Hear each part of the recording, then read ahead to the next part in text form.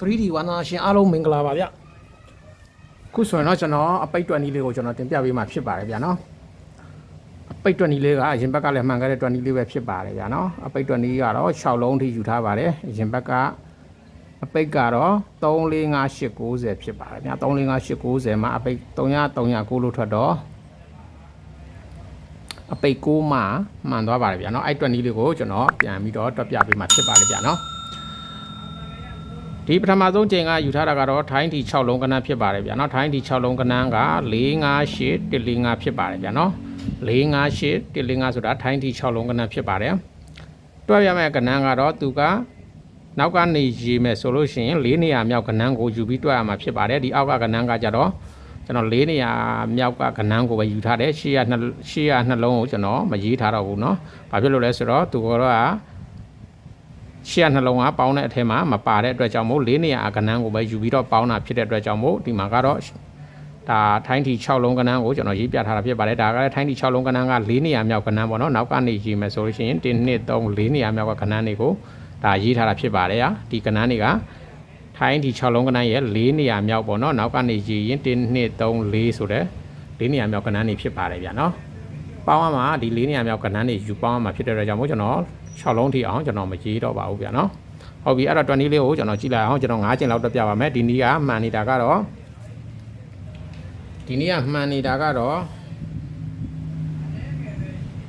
3 9နှစ်ထွက်တဲ့အချိန်နဲ့ကိုကသူကမှန်နေတာဖြစ်ပါတယ်ဗျာနော်3 9နှစ်ထွက်တဲ့အချိန်ကနေပြီးတော့စပြီးတော့မှန်နေတာပါအချိန်အားဖြင့်တော့15ချိန်16ချိန်လောက်မှန်နေတဲ့နီးလေးဖြစ်ပါတယ်ဗျာနော်အရင်ဘက်ကလည်းမှန်ခဲ့တဲ့နီးလေးဖြစ်ပါတယ်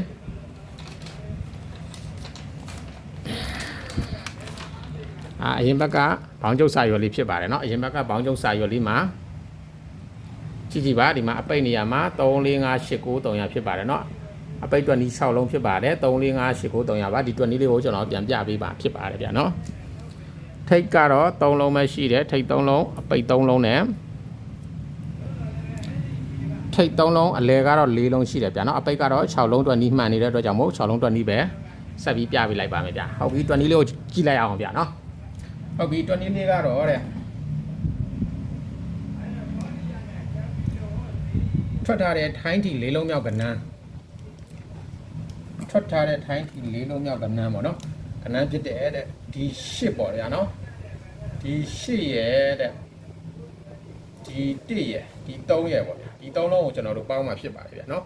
ဒီလိုလေးပဲကျွန်တော်8ပြလိုက်ပါမယ်နော်အစိမ်းရောင်လေးနဲ့8ပြထားတဲ့8ရဲ့1ရဲ့3ရဲ့ပေါ့နော်ထိုင်းတီ၄လုံးမြောက်ကဏ္ဍပေါ့နော်အဲ့ဒီကဏ္ဍ4လုံး3လုံးကိုကျွန်တော်တို့ပေါင်းမှဖြစ်ပါတယ်အဲ့ဒီကဏ္ဍ3လုံးပေါင်းတာကဒီအချိန်အတွက်ဖြစ်ပါတယ်ဗျာနော်9306အချိန်အတွက်အပိတ်ဖြစ်ပါတယ်ဗျာနော်အဲ့တော့ဒီမှာကျွန်တော်ရှာရေးပြလိုက်မယ်831ဆိုတဲ့ကဏ္ဍပေါ့နော်8ပေါင်း1ပေါင်း3ဆိုတော့3လုံးကိုပေါင်းမှဖြစ်ပါတယ်ဗျာနော်ပြီးလို့ရှိရင်လည်းအဲ့ဒီထဲမှာကျွန်တော်တို့က4ပုံတွေထည့်ပေါင်းရမယ်ဗျာနော်4တလုံးပုံတွေထည့်ပေါင်းရမယ်ဗျာနော်4တလုံးပုံမှန်ထည့်ပေါင်းပြရမှာဖြစ်ပါတယ်ဗျာနော်ပုံမှန်ထည့်ပြီးတော့ပေါင်းပြရပါမယ်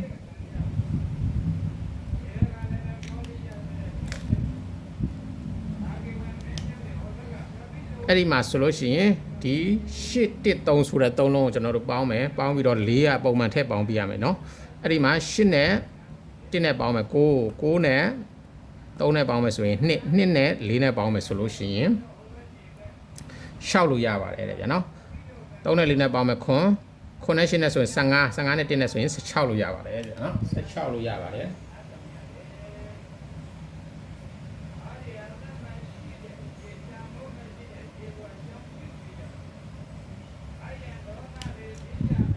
16ဆိုတော့ဒီမှာ6လို့ရပါတယ်ဗျာနော်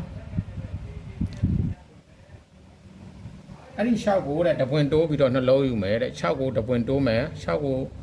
တပွင့်တိုးပြီးတော့နှလုံးယူမယ်ပေါ့ဗျာနော်6ကိုတပွင့်တိုးခွန်ကိုတပွင့်တိုးပြီးတော့8ပေါ့နော်တပွင့်တိုးပြီးတော့6ကိုတပွင့်တိုးမယ်ခွန်ကိုတပွင့်တိုးပြီးတော့နှလုံးယူမယ်အဲ့ဒီမှာ6ခွန်8ပေါ့ဗျာနော်အဲ့ဒီ6ခွန်8ကိုကျွန်တော်တို့ကပါဝါပြန်ယူမယ်ဗျာနော်အဲ့ဒီ6ခွန်8ကိုကျွန်တော်တို့ပါဝါပြန်ယူမယ်6ရဲ့ပါဝါက1ခွန်ကိုလည်းပါဝါပြန်ယူမယ်เนาะခွန်ရဲ့ပါဝါက2 8ရဲ့ပါဝါက3အဲ့ဒီမှာဆိုလို့ရှိရင်6ခွန်8 1နဲ့3ဆိုပြီးတော့အပိတ်6လုံးယူလိုက်တာဖြစ်ပါတယ်ဗျာเนาะ6ခွန်8 1နဲ့3ဆိုတော့အပိတ်6လုံးယူလိုက်တာဖြစ်ပါတယ်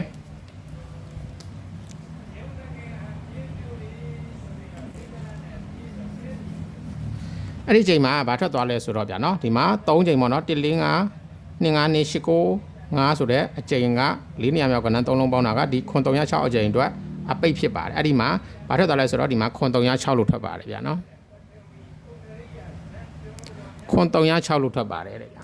ခွန်306တို့ထွက်တော့တဲ့အဲ့ဒီချိန်မှာ6နောက်ပိတ်ပါတယ်ဗျာနော်6နောက်ပိတ်ဖြစ်ပါတယ်တဲ့အဲ့ဒီမှာဒီမှာ6နောက်ပိတ်ပါတယ်ဟုတ်ပြီအဲ့ဒီလိုပဲကျွန်တော်တို့ဒီကိုခုနဲ့အချိန်အတွက်ကျွန်တော်ရှာပြပြီးပါမယ်ကိုခုနဲ့အချိန်အတွက်ကြတော့ဒီအထက်ကသူ့ရဲ့အထက်က3ချိန်ပေါ့နော်3ချိန်ကဏ္ဍကို၄နေရာကဏ္ဍကိုယူပေါင်းအောင်အထက်ကဒီမှာ8ကနေယူထားတော့သူ့ရဲ့အကောင်တစ်ချိန်အချိန်ဆင်းလာမယ်ဆိုတော့ဟဲ့ဒီ1ပေါ့နော်ဟဲ့ဒီ1ရဟဲ့ဒီ3ရဟဲ့ဒီ9ရတဲ့နော်အဲ့ဒီ3လုံးကိုကျွန်တော်တို့ပေါင်းမှဖြစ်ပါတယ်အဲ့ဒီ3လုံးပေါင်းတာကဒီကိုခုနဲ့9နှစ်ခွန်အချိန်အတွက်ပေါ့နော်9နှစ်ခွန်အချိန်အတွက်ပိတ်ဖြစ်ပါတယ်ဗျာနော်9နှစ်ခွန်မို့9ခွန်နှစ်နော်9ခွန်နှစ်ဒါပေမဲ့ကိစ္စမရှိပါဘူးเนาะဒါမှားတာဒါရေးတော့မှားတယ်ဒါပေမဲ့ကိစ္စမရှိဘူးသူတို့နဲ့မသက်ဆိုင်ဘူးပေါ့เนาะဒါပေမဲ့9ခွန်နှစ်ဟုတ်ပြီအဲ့ဒီမှာဆိုရင်နော်13ခွန်ဆိုတော့ကျွန်တော်တို့3လုံးကိုကျွန်တော်တို့ပေါင်းမှာဖြစ်ပါတယ်အဲ့ဒါလေးကျွန်တော်အချောင်းဒီနဲ့ရေးပြမယ်เนาะ1အပေါင်း3အပေါင်းခွန်နဲ့เนาะအဲ့ဒီမှာဆိုလို့ရှိရင်လည်းဒီ4ကပုံမှန်ထည့်ပေါင်းပြရမယ်4တလုံးပုံမှန်ထည့်ပေါင်းပြရမယ်ဗျာเนาะအဲ့ဒီမှာဆိုရင်ね3ခွန်4ဆိုတဲ့4လုံးကိုကျွန်တော်တို့ပေါင်းမှာဖြစ်ပါတယ်ဗျာနော်အဲ့ဒီ4လုံးကိုတဲ့ပေါင်းတဲ့အခါမှာပေါင်းလိုက်တော့တဲ့နော်ဒီခွန်နဲ့ဒီ3နဲ့ဆိုရင်30 14 15လို့ရပါတယ်ဗျာနော်15လို့ရပါတယ်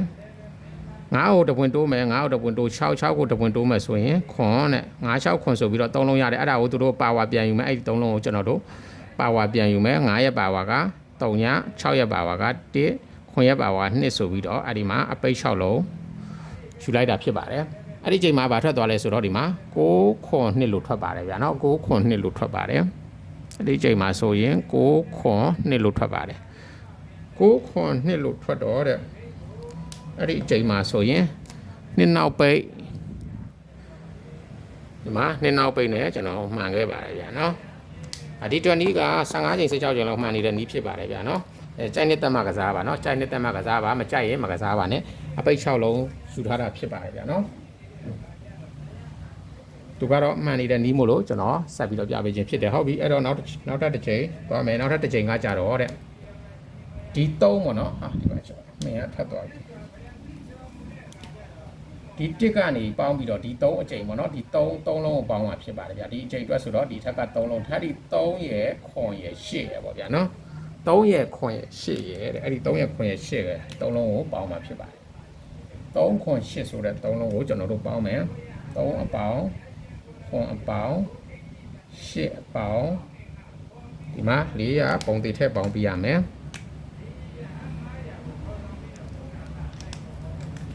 အဲ့ဒီတော့တဲ့ဒီခွန်နဲ့ဒီ3နဲ့ဆိုရင်30 8နဲ့4နဲ့ပေါင်းတော့ဒီမှာ2လို့ရပါတယ်2ကိုတပွင့်တိုးမယ်3ကိုတပွင့်တိုးမယ်4အဲ့ဒီ2 3 4ကိုပါဝါပြန်ယူမယ်2ပါဝါခွန်3ပါဝါ8 4ပါဝါ9ဆိုပြီးတော့အဲ့ဒီမှာအပိတ်6လုံးရပါတယ်အဲ့ဒီချိန်မှာဘာထွက်သွားလဲဆိုတော့6 2 9လို့ထွက်ပါတယ်ဗျာနော်6 2 9လို့ထွက်ပါတယ်တဲ့6 2 9လို့ထွက်တော့အဲ့ဒီချိန်မှာ9နောက်ပိတ်ပါတဲ့နော်9နောက်ပိတ်နဲ့ထွက်ပါတယ်အဲ့ဒီချိန်မှာ2 3 4ခွန်8 9ဆိုတော့ဒီမှာ9အပိတ်နဲ့ကျွန်တော်တို့မှန်ခဲ့ပါတယ်ဟုတ်ပြီအဲ့ဒီလိုပဲနောက်တစ်ချိန်ဆက်သွားမယ်ဒီ3ကနေစပေါင်းပြီးတာဆိုတော့ဒီခွန်ကနေပြန်ပေါင်းမှာဖြစ်ပါတယ်ဗျာအဲ့ဒီမှာဒီခွန်ရဲ့8ရဲ့4ရဲ့ဆိုတဲ့3လုံးကိုကျွန်တော်တို့ပေါင်းမှာဖြစ်ပါတယ်အဲ့ဒီ4လုံးကိုပေါင်းတာကဒီအချိန်အတွက်ဖြစ်ပါတယ်ဗျာနော်ခွန်8 4ဆိုတဲ့3လုံးကိုပေါင်းမယ်8ပေါင်းခွန်အပေါင်း4ပေါင်းတူပဲနော်ခွန်8 4 8ခွန်လိုရေးပေါ့ဗျာနော်အဲ့ဒီမှာ4ပုံသေးထဲပေါင်းမယ်အဲ့ဒီမှာဆိုရင်ねဒီခွန်နဲ့ဒီ8နဲ့ဆိုရင်15ရဲ့4ရဲ့ဆိုရင်19ပေါ့ဗျာနော်19ရဲ့4ရဲ့ဆိုလို့ရှိရင်3လို့ရပါတယ်ဗျာနော်ဒီမှာ4နဲ့4နဲ့ပေါင်းတော့8 8နဲ့9နဲ့ပေါင်းတော့15ဆိုတော့5ယူမယ်နော်5နဲ့8နဲ့ပေါင်းတော့ဒီမှာ3လို့ရပါတယ်3ကိုတပွင့်တိုးမယ်4ကိုတပွင့်တိုးမယ် အဲ့ဒီ3 4 5ကိုကျွန်တော်တို့ပါဝါပြန်ယူမယ်3ရဲ့ပါဝါက8 4ရဲ့ပါဝါက9 5ရဲ့ပါဝါက3ဆိုပြီးတော့ကျွန်တော်တို့ခဏ6လုံးယူလိုက်တာဖြစ်ပါတယ်အဲ့ဒီချိန်မှာဘာထွက်သွားလဲဆိုတော့ဒီမှာ963လို့ထွက်ပါတယ်ဗျာနော်အဲ့ဒီချိန်မှာဆိုရင်963လို့ထွက်ပါတယ်963လို့ထွက်တော့တဲ့3အပိတ်နဲ့ထွက်ပါတယ်ဗျာနော်3အပိတ်နဲ့ထွက်ပါတယ်963ဆိုမှ3အပိတ်ထွက်တော့တဲ့ဒီမှာ34589ရမှာဆိုရင်3အပိတ်နဲ့မှန်ခဲ့ပါတယ်ဗျာနော်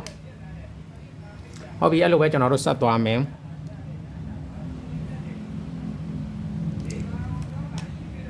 ဒီခွန်ကနေပေါင်းလာပြီဆိုတော့ဒီ8ကနေပေါင်းအောင်ဖြစ်ပါတယ်เนาะဒီ8ရဲ့ဒီ4ရဲ့ဒီ3ရဲ့ပေါ့เนาะအဲ့ဒီ3လုံးပေါင်းတာကဒီ866အချိန်အတွက်အပိတ်ဖြစ်ပါတယ်843 8ပေါင်း4ပေါင်း3အပေါင်း4ပုံဒီထက်ပေါင်းမယ်4ကပုံမှန်ထက်ပေါင်းပြရမှာဖြစ်ပါတယ်เนาะအဲ့ဒီမှာဆိုရင်နဲ့8နဲ့4နဲ့ပေါင်းရင်2နဲ့3နဲ့ပေါင်းရင်လည်း2နဲ့4နဲ့ပေါင်းမယ်ဆိုရင်ဒီမှာ6လို့ရပါတယ်တဲ့6ကိုတပွင့်တိုးမယ်ခွန်ကိုတပွင့်တိုးမယ်8 6ခွန်8ကိုကျွန်တော်တို့ပါဝါပြန်ယူမယ်6ပါဝါက1ခွန်ပါဝါက2 8ပါဝါက3ဆိုပြီးတော့အဲ့ဒီမှာကဏ္ဍ6လုံးယူလိုက်တာဖြစ်ပါတယ်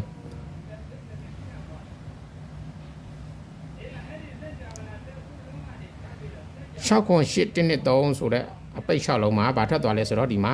866လို့ထွက်ပါတယ်ဗျာနော်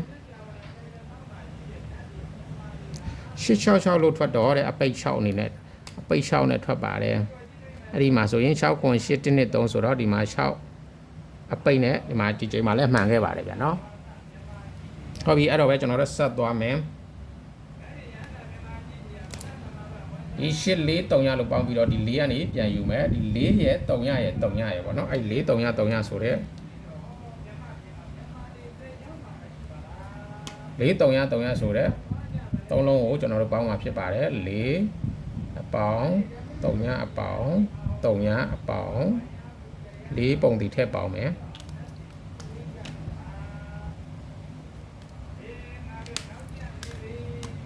4နဲ့4နဲ့ပေါင်းတော့8ပါတယ်เนาะ3နဲ့3နဲ့ပေါင်းတော့ဒီမှာ8လို့ပဲရမယ်ဗျာเนาะ8တဲ့8ကိုတပွင့်တိုးမယ်9ကိုတပွင့်တိုးမယ်3ည8ကို3ညဆိုတဲ့3လုံးယူလိုက်တယ်အဲ့ဒီ3လုံးကိုပါဝါပြန်ယူမယ်8ရဲ့ပါဝါက3 9ရဲ့ပါဝါက4 3ရဲ့ပါဝါက5ဆိုပြီးတော့အဲ့ဒီမှာ8ကို3 3 4 5ဆိုပြီးတော့အပိတ်6လုံးယူလိုက်တာဖြစ်ပါတယ်အဲ့ဒီချိန်မှာဘာထွက်သွားလဲဆိုတော့ဒီမှာ3 9လို့ထွက်ပါတယ်3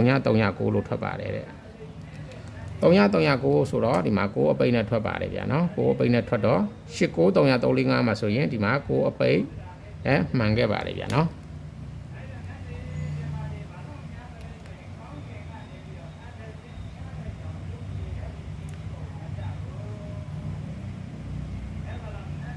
ကိုအပိတ်နဲ့မှန်ခဲ့ပါတယ်တဲ့ဗျာနော်ဟုတ်ပြီအဲ့တော့အခုအချိန်အတွက်ကျွန်တော်တို့ကြည့်မယ်အခုအချိန်အတွက်က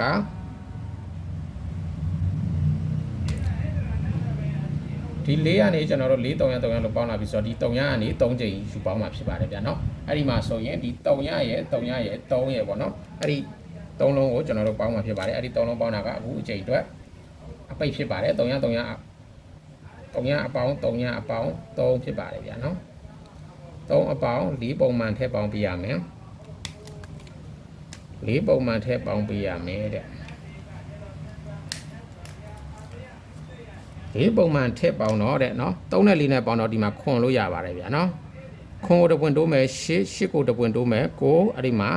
အဲ့ဒီခွန်8 9ဆိုတဲ့3လုံးကိုပါဝါပြန်ယူမယ်ခွန်ရဲ့ပါဝါက2 8ရဲ့ပါဝါက3 9ရဲ့ပါဝါက4ဆိုပြီးတော့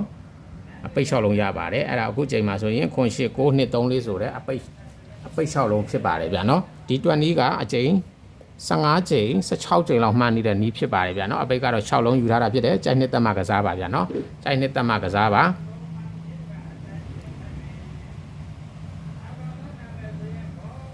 ဆာလမ်ဒီ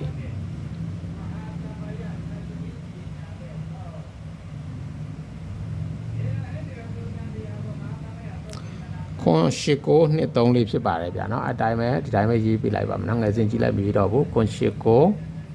2 3လေးဖြစ်ပါတယ်တရက်4လ2026အတွက်အပိတ် ကဲတရက်လေးလား26အတွက်အပိတ်ကတော့ခွန်89နှစ်34ဖြစ်ပါတယ်ဗျာနော်ကြိုက်နှစ်သက်ရင်ကစားပါကြိုက်မှကစားပါမကြိုက်ရင်မကစားပါနဲ့မှန်နေတဲ့နီးလေးမို့လို့ကျွန်တော်ကပြန်လဲပြီးတော့တွက်ပြပေးခြင်းဖြစ်ပါတယ်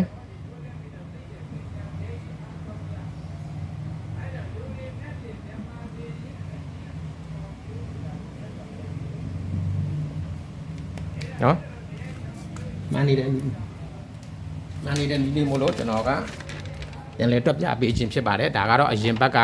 အရင်ချိန်ကအရင်ချိန်ကအပိတ်ပေါ့နော်အရင်ချိန်ကအပိတ်6လုံးက34589ဖြစ်ပါတယ်ဗျာနော်ဒီမှာ34589နော်ကျွန်တော်ကဟိုးစာရေးထားတယ်နော်ငယ်စဉ်ကြီးလိုက်ရေးထားတယ်34589နော်ပြီးခဲ့တဲ့အချိန်က34589ဖြစ်ပါတယ်ဒီမှာကျွန်တော်ကျွန်တော်ငယ်စဉ်ကြီးလိုက်ရေးထားတယ်နော်ဒီမှာ89345နော်ရင်ဘက်က89345မှာခုချိန်တော့ကတော့989နှစ်34ဖြစ်ပါတယ်ဗျာနော်ကြိုက်နှစ်သက်မှကစားပါကဲအားလုံးပဲကံကောင်းကြပါစေဗျာနော်ညမှာဆိုလို့ရှိရင်ဒီညမှာဆိုရင်ကျွန်တော်အပိတ် break တွက်နီးပေါ့နော် break တွက်နီးကိုကျွန်တော်ညကြရင်တင်ပေးပါမယ် break တွက်နီးက6လုံးတွက်နီးတစ်မျိုးရှိမယ်6လုံးတွက်နီးတစ်မျိုးရှိပါပဲဗျာနော်2မျိုးလုံးကိုကျွန်တော်ညကြရင်တွက်နီးတစ်မျိုးတင်ပေးပါပဲဗျာနော်အချိန်ရလို့ရှိရင်ဆက်တင်ပေးပါမယ်အားလုံးပဲ bye bye ပါဗျာနော်စိုက်နေတက်မှကစားပါနော်အားလုံးပဲ bye bye